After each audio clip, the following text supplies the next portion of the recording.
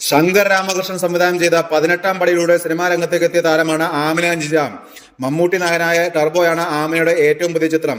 സിനിമയിൽ നിരഞ്ജന എന്ന കഥാപാത്രത്തെയാണ് താരം അവതരിപ്പിച്ചത്. ടർബോയിൽ മമ്മൂട്ടിയുടെ കാർ ചേസിംഗ് സീനുകളെ കുറിച്ച് പറയുകയാണ് ആമിന നിജാം. മമ്മൂട്ടി തന്നെയാണോ കാർ ചേസിംഗ് സീനുകൾ മൊത്തം ചെയ്തത് എന്ന ചോദ്യത്തിന് മറുപടി നൽകുകയായിരുന്നു താരം. മമ്മൂക്ക തന്നെയാണ് അതൊക്കെ ചെയ്തത്. പിന്നെ ഞാനും ബിന്ദു ചേച്ചിയുമാണ് കാറിന്റെ പിന്നിൽ ഇരുന്നത്.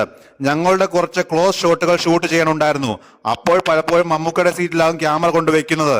ആ സമയത്ത് എന്തായാലും മമ്മൂക്കയെ കാറിൽ ഇരുത്താൻ കഴിയില്ല. അങ്ങനെ നോക്കുകയാണെങ്കിൽ മുഴുവൻ സീനുകളും മമ്മൂക്കയല്ല ചെയ്തത്. അല്ലാതെയുള്ള മെയിൻ സീനുകൾ മുഴുവൻ മമ്മൂക്ക തന്നെയാണ് ചെയ്തിരിക്കുന്നത്. ആമിന നിജാം പറഞ്ഞു. തനിക്ക് മൊത്തം 45 ദിവസമാണ് ഷൂട്ടുണ്ടായിരുന്നതെന്നും അതിൽ കൂടുതലും കാർ ചേസിംഗ് സീനുകളായിരുന്നെന്നും താരം അഭിമുഖത്തിൽ പറഞ്ഞു.